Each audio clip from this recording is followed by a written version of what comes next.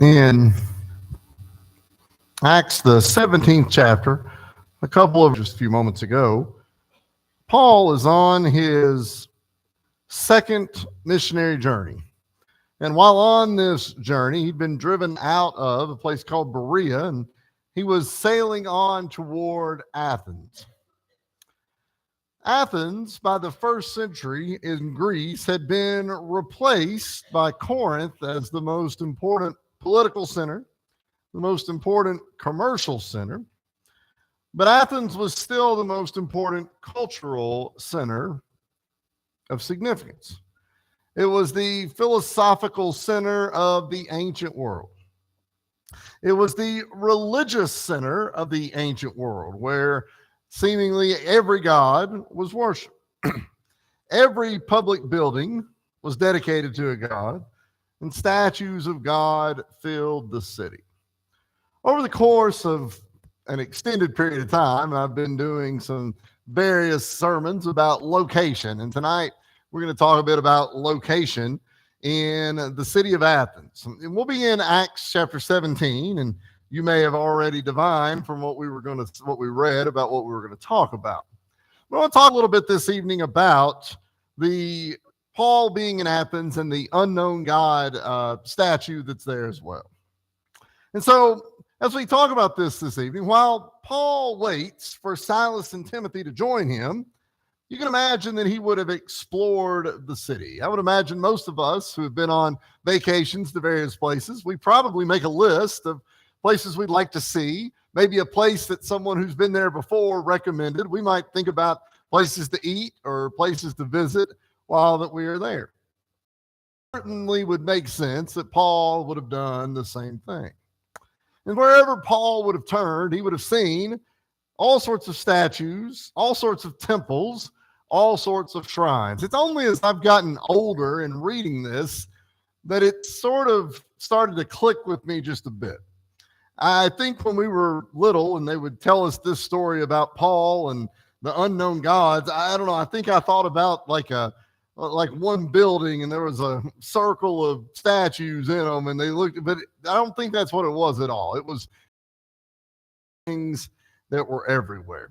And as I was getting ready for this, there's a handful of places that I wanted to mention. I've never been there. Boo, I think, has been to Athens, but she may have to tell you more than I could about what these things are gone. But just as a short list of things that Paul would have seen when he was in Athens. First of all, and I'll try to pronounce these to the best of my ability. You all can make the joke that it's all Greek to you whenever we get done with it. But there was what was called the sanctuary of Dioscoricles. And this is where they studied plants and they studied medicine. I'm glad that people still do that a lot longer than the Greeks did as a result of it. But that was a place that you would have crossed paths. And these were not just mere statues, but these were functioning places of work. There was the Serapeum, which is a combination of the Greek and Egyptian god, which shows you that Greece was not just a place to itself, but there was transport, there was interaction, there was communication. A lot of the gods that the Greeks had were shared by other places, and we'll see a little bit later that some of the Greek and Roman gods were used interchangeably. There was the temple of the Olympian Zeus on the southeast side of the Acropolis. Zeus was the chief god. You may remember that from your mythology classes or something like that. There was the place called the Pythium on the southern side of the Acropolis. There was a sanctuary that there in this picture. This is a modern picture of what you see. But walking up to the Acropolis, he would have passed two statues of horsemen facing each other on the other side of the road. I'm sometimes fascinated by the things that they were able to create back then, the artwork, the statues, the ability to make something so incredible that they would have been able to have seen. But I'm sure for a man like Paul, seeing these things would have been somewhat of a unique experience. On his right was she was the goddess of wisdom, and she was also considered the protector of Greek cities, certainly a god that all Greeks would have been interested in keeping happy. I say he would have visited the Parthenon, 23,000 square foot temple. It's a huge, huge building. Inside was the statue of that goddess Athena. It's all gold stacked on top of each other. That's a long, long way up. A lot of this is still there. Boo can tell you about it as she went a few years ago, but a lot of this is still there. And I would imagine that you were as impressed when you went as Paul would have been 2,000 years ago. It's fascinating that these things were there. There's an ancient proverb that said that there's more gods in Athens than there are men. And think about that for a second. That's a lot of people in Athens, and there was more gods than there were men. Now, if you're Paul, if you're a devout Jew, you'd been taught from childhood the book of Exodus, this would have come as a surprise, or maybe would have at least caught you off guard. Turn, if you would, to Exodus chapter 20, and just look at a couple of verses here real quick, because I can imagine that as Paul is traipsing around, that this verse might be running through his head. We read here that you shall have no other gods before me. That's verse 3. This is commandments, of course, and this is where it says you shall have no other gods before me. And this would have been a challenge to someone like Paul, seeing a city that was full of gods, full of statues, full of representations of deities. It says in verse 4, you shall not make for yourself a carved image, any likeness of anything that is in heaven above, or that is in the earth beneath, or that is in the water under the earth. And so Paul, who would have been reading this and would have been familiar with the story of the children of Israel wandering around, and when Moses goes up on Mount Sinai, what do the people that stayed behind do? They built a golden calf, and that doesn't go over real well. And so when Paul goes around and he sees these different places dedicated to these different people, this to his beliefs. It would have stood out to him. Ben talked about it a little bit this morning about the Ark of the Covenant, right? In the transport of the movement of the Ark of the Covenant. But the concept of was in the Ark, and then, of course, behind the veil of the temple or wherever you may would consider it, it was not at all like a statue or a building or something else that Paul would have seen while he was in Greece. And so it's interesting that as he's waiting, as he's touring around, the Bible doesn't say he was touring around, but you can imagine that he would have, because we read in what was said just a moment ago in Acts chapter 17, that as was his custom, it said Paul went two places. In Acts chapter 17, verses 16 through 21, it says he went to two places. It said first, he went to the synagogue. This was the Jewish place of worship, right? He would go into there, usually would go in and try to preach or try to teach or wherever, but he would have seen Jewish people that were there. But he spoke to both Jews and to Gentiles. And they also read that he went to the marketplace. Now think about that today. Why those two places? Well, you'll see some people at church, if we want to use that word, but you'll see some other people at the store. And it's a place that you can cross paths with others. By this time, it seems like Paul's got it pretty well figured out, the best approach as to where he should go to speak and teach to people. We can probably think about it the same way.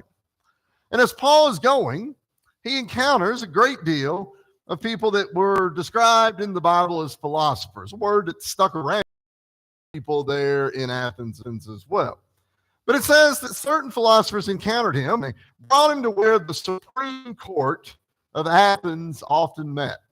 This is the highest court. The decisions are made there. The rulings are made. We have a Supreme Court. Some of you may have been to, or at least been outside of the Supreme Court in Washington, D.C. I'm not sure if you're allowed to tour it or not. You're not allowed to take cameras into the Supreme Court, but there were two pictures taken in 1937 in the U.S. Supreme Court. They smuggled a camera in, which is crazy that you could smuggle a camera in 1937, but you can't do one now. But anyway, in Athens, theirs was not so much a courthouse, the way that we think of it, but it was 16 steps leading up to a summit. And this is a place where he went to. It's called two different things, and it depends on what Bible you have. Sometimes it's referred to as the Areopagus, and sometimes it's referred to as Mars Hill. Translation gave credit to one set of gods or the other. The Areopagus is in honor of Ares. That's the Greek god of war. Mars Hill is in honor of Mars. That's the Roman god of war. It's the same god. They just use different names for them for whatever the translation there might would be. But Paul goes there, and Paul begins to preach. And what I want us to do this evening is I want us to look at what Paul says to the people. It's not very long. It's just a handful of verses in Acts chapter 17. So go ahead and turn to Acts chapter 17 right now. And we're going to look at what Paul says to the people at Greece, to the philosophers, but also to the Jews and also to the Gentiles that would have been there, and what he says to them. And we're going to break it down into three main points. We'll start in Acts chapter 17 and verse 22. Then Paul stood in the midst of the Areopagus and said, "Men of Athens, I perceive that in all things you are very religious. For as I was passing through and considering the objects of your worship, I even found an altar with this inscription, to the unknown God. Therefore, the one whom you worship without knowing, him I proclaim to you. God, who made the world and everything in it, since he is Lord of heaven and earth, does not dwell in temples made of men's hands, as though he needed anything, since he gives to all life, breath, and all things. And he has made from one blood every nation of men to dwell on all the face of the earth, and has determined their pre-appointed times and the boundaries of their dwellings, so that they should seek the Lord in the hope that they might grope for him and find him, though he is not far from each one of us. For in him we live and move and have our being, as also some of your own poets have said, for we are also his offspring. Therefore, since we are the offspring of God, we ought not to think that the divine nature is like gold or silver or stone, something shaped by art and men's devising. Truly, these times of ignorance God overlooked, commands all men everywhere to repent, because he has appointed a day on which he will judge the world in righteousness by the man whom he has ordained. He has given assurance of this to all by raising him from the dead." I think there's a quotation mark wraps it up right there. 10 verses of a sermon. Now, y'all might be thinking, I wish Daniel would preach 10 verses and we could go home. That would be even better. But what y'all don't realize is the people there in Greece are probably going to ask him about 5 hours worth of questions afterwards. And I'm not dying to have that happen tonight either. So when he gives this sermon, when Paul speaks there, he mentions, first of all, this unknown God. I think that's the most catching part of the sermon, right? That's the thing that Paul sort of stops and emphasizes there in your Bible. It probably is written on a different line. It's separate even from what the other things are there. This was not an uncommon thing in the world of Greece and the world of Rome. The idea, of course, was to ensure that no God failed to be worshipped. And there's a lot of them. It just listed several as Paul would have walked around from point A to point B. And so you don't want to omit anything. But it was probably this sight that would have caused Paul to give this sermon. Let's think about it for a second. If you saw something and they said, "This is the God of war," I think I could grasp that, right? We're going to war and there's a God that could help us. And if you saw there's a God of, medicine, well, I need medicine for health, I think I could grasp that. The same way that today we might have people that are in charge of war or in charge of medicine. But it does seem like a sign that said, "To the unknown God," that would almost make me ask more questions, right? Who is this unknown God? So Paul centers his sermon around that. And he says, you're looking for an unknown God, but I'm going to help you find it right here. Let's talk about point one. Point one, Paul makes a point to mention the power of God. I think we are amazed by the power of things like weather, by the power of things like water, the power of the power of humans, right? It's incredible to think the power that some people have, the ability that they have to be able to do things, to be able to generate whatever it might would be, and to look back over time. And some of these inventions were hundreds of years old, and people were thinking about this way back when, and some of them have really never been taught. But there is power in so much of everything. But all of those powerful units, whatever they might be, pale in comparison to the power of God. Let's think about it for a second. Romans chapter 1 and verse 20 says that for since the creation of the world, his invisible attributes are clearly seen, being understood by the things that are made, even his eternal power and Godhead, so that they are without excuse. Old Testament, David wrote in Psalm 19, the heavens declare the glory of God, and the firmament shows his handiwork. Day unto day utters speech, and night unto night reveals knowledge. Both of those verses are making reference to the power of God. Paul wants to make clear to the Greeks the power of his God. In a sense, what Paul is saying is that you have to establish a God for certain tasks. You have this God of war that you need to go to for times of war. And you have this God of medicine that you need to go to in times of sickness. But what he says is, I have a God that can cover all of those things. And that's far more powerful than any singular God or any singular task. Because if you are sick, what good does the God of war do you? Or if we're off to fight, what good is the God of medicine? Or sprinkle in any of the others. Paul says his God, this power of God, this unknown God, is something that they would be unable to relate to. Point 2, the omnipresence of God. We'll talk about that word here as we go in just a second. This word means widely or constantly encountered. If something is constantly happening, it's always there. Think about breathing for just a second, right? You do not ever have to say, breathe, breathe, breathe. You'd go crazy, right, if you had to say that. But there are times when we feel a little sick or we feel a little stopped up. We're like, I can't breathe. We focus on it when we can't, right? Tom, you said that about your ear when you can't hear right. It's like something is not right. But omnipresent, something is always there. That constant of breathing is always there until it ain't, right? And then that becomes a problem for us. Well, he says that there is omnipresence of God. God is constantly encountered. In verses 27 and 28, Paul said, he is not far from each of us. For in him we live, we move, we have our being. Think about that for a second, that he's not far. So Paul says, wherever I go, God's there with me. But not just for him. He says, wherever you go or wherever we might be together, he would be there with us as well. And in him, we live, we breathe, we have our being. Let's think about that for a second. What Paul is really saying here is, one, that God is not limited by space. Think about that for just a second. Space limits us, right? We are limited by space. There are places that we might want to be, but we just can't be there, right?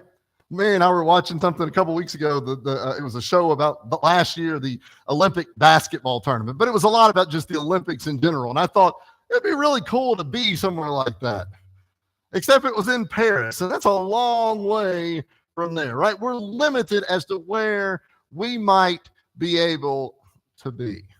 But God's not limited by that. 1 Kings chapter 8 and verse 27, at the dedication of the first temple, here's what King Solomon said. He said, but will God indeed dwell on the earth? Behold, heaven and the heaven of heavens cannot contain you. How much less this temple which I have built. This temple that's supposed to contain God, as it were. But even Solomon says, God's far bigger than this. Paul says the same thing right there. He says, you got these buildings and you've got these, temples that you've built, but God is too big for that, right? God is too big for that. Maybe you can think about it. If you got any really tight closets at your house, go home tonight and try and get in one of those, right? You might be too big for that, right? I am too big for this. Well, God is too big for a temple, the Solomon temple. He's too big for the earth. That's too big, right? That is way bigger than any of the gods that the Greeks had. God is not limited by time. How many of us have ever thought at some point, I would do that if I had enough time? If I could just get this done. And we have to make those decisions, right? Do this and I got to do this. This afternoon, class ready because we have tennis matches the next 2 days. And I thought, I don't know if I'm going to have enough time. In the last tennis match we had last week, I came home, I couldn't feel my hands or my feet for about 45 minutes, and that makes it hard for classwork to get done anyway. But God is not limited by time. 1 Peter chapter 3 and verse 8, you'll know this verse. It says, with the Lord, one day is what? As 1,000 years, right? And on the flip side, 1,000 years is as one day. Time doesn't really matter to God, right? It's pretty much the basis of our life. God. Moses praying in Psalm number 90 says, Lord, you have been our dwelling place in all generations. Before the mountains were brought forth, or ever you had formed the earth and the world, even from everlasting to everlasting, you are God. What Moses is saying right there is that from the beginning, there was God, right? John would say something real similar, but from the beginning, there was God, and he's saying for the end, there's going to be God. And we don't really live like that, right? Because James tells us that we're going to live about how long? About 70 years. We might go into 80. Hopefully, we can go a little bit longer, but whatever it is, it'll go kind of quick. We are limited by time. There are people that I guarantee you right now would say, I wish I had done this or that when I was younger. Now I'm too old, or I can't be able to get there, or I don't have the money, or whatever it might be. We're limited by time. God's not. Paul wanted to make clear that there was no need for excessive idols and statues. God was available for all. So like in the Greek world, if someone is busy with the God of war, then I might have to wait. I might be limited because the God of war is, but that's not the way with God. Here's the thing. Right now, every one of us could stop talking, or me stop talking, and you all, every one of us could say a prayer right now. And which one of them would God hear? Every one of them, right? Every one of them. Now, we might be, if we're talking out loud, it might get a little disruptive, but we could, everyone say a prayer, and God could hear every single one of those. Think about that for a second. You could hear all of that. That's a powerful thing that the Greeks couldn't compete with. Paul's third point.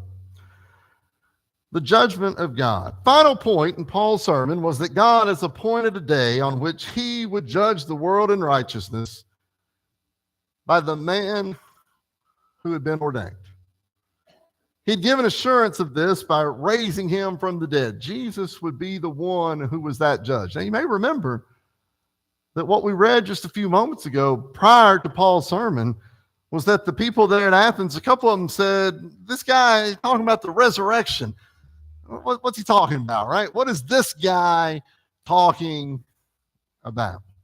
Paul says that guy that we're talking about is who's going to be the final judge, who's going to be interceding for us, as it were. Luke chapter 24 and verse 47. God's plan was that repentance and remission of sins be preached not just to one or not just to two, but it says to all nations, right? You can go back in there and read what we just read there from what Paul said, to all nations. It didn't matter the race or the skin or the height or the weight or whatever it might be, male, female, would be preached to all of them. See, the Greeks had a hard time with that, right?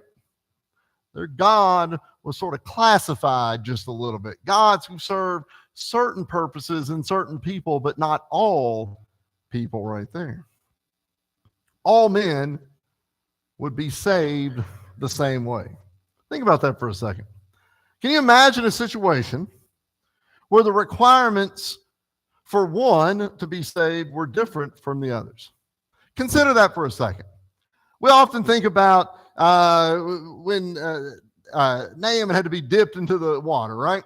And he didn't really like it. And the person, the servant was like, yeah, they told you to do something big and fancy. You'd have went and done it. Well, imagine that the requirement for one of us is to just be dumped in water.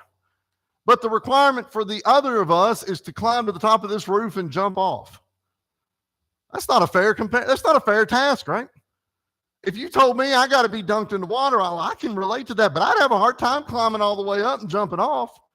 I'd be a little bit fearful of what it would be. There's a lot of us that probably couldn't climb up to the top and be able to jump off. But he says the requirements would be the same. All men would be saved the same way. They would hear, they would believe, they would repent, they would be baptized, and when they were baptized, they would be saved. There was no other requirement for them. That made it comforting for them. It didn't matter, oh, the wealthy people, they get to do this. The poor people, they have to. It wasn't like that. And that was different from any polytheistic system that you had. Acts chapter 10, verse 34 and 35, Peter goes to the house of Cornelius, and he says that God shows no partiality. In every nation, whoever fears him and works by him. Think about that for a second. God shows no partiality. This is one of the things that I struggle with as a school teacher. Because kids will come and ask me something, and it's hard not to show partiality sometimes. You've worked your tail end off all year. I can help you. You've not worked super hard. Oh, should I help you or not? Well, it's easy to say yes and no to that. But as the teacher, it's my job, it's my requirement to teach and work with all of them, right? Think about that. You have those same troubles with people that you have interactions with on a day-to-day basis, right? The person that's always kind and sweet and polite to you, you're willing to help. But sometimes it's harder to help those people that ain't always as kind and sweet as you are, right? Cornelius' family learned that there would be no partiality shown. And thank goodness. Because I like to think that I'm in the kind and sweet category when I'm talking to God. But the reality is a lot of times over here on the other side. And I'm glad and grateful that that partiality isn't shown, or I might be left out. Finally, Paul makes it clear that no God in Athens could save them. There's a bunch of statues to various things, a bunch of buildings to other gods and goddesses. But he says not a single one of them would have the ability to save them. You know, Paul's mention of the resurrection seemed to draw a somewhat varied response. If you read on past where we read just a few moments ago, some of them sneered at Paul. They said that Paul was crazy, in our words, right? He didn't know what he's talking about. There were some that said in a philosophical way that you might as well said, I'm intrigued by this, and I think I'd like to know a little more about it. Their decision wasn't made yet, but they were prepared to hear him. But it says, as you read a couple verses down, that some became Christians. There were people there in this group that were prepared to hear Paul and were prepared to act on it as well. People that if you had known walking up to the Areopagus, you probably wouldn't have expected them to have listened. Potential Christians may have similar responses today. For a lot of us, the people that we encounter might call God unknown as well. Not that they aren't aware of a God, but they may lack the knowledge of God. He may be unknown to them as well. But the unknown God, to steal a bit from Paul, desires to be known. And he's spoken to us through his word, right? You've got a whole bunch of pages and books in your hand right now of this unknown God making himself known. He sent his son into the world for us. And he can become known through faith in him and that son. So what we have to do is we have to put aside the marble. We have to put aside the statue. And we have to take a step toward knowing God. Because those marbles and statues that we see in these pictures are still there, but boo, I dare say they look pretty rough, right? Some of them are gone. Some of them are missing parts. Some of them have needed a lot of work to be reconstructed or built back up. But the Bible tells us that Jesus is the same yesterday, today, and forever. No place for an unknown God. We have to know him right now. If there's anything we can do for you, we invite you to come while we stand and sing.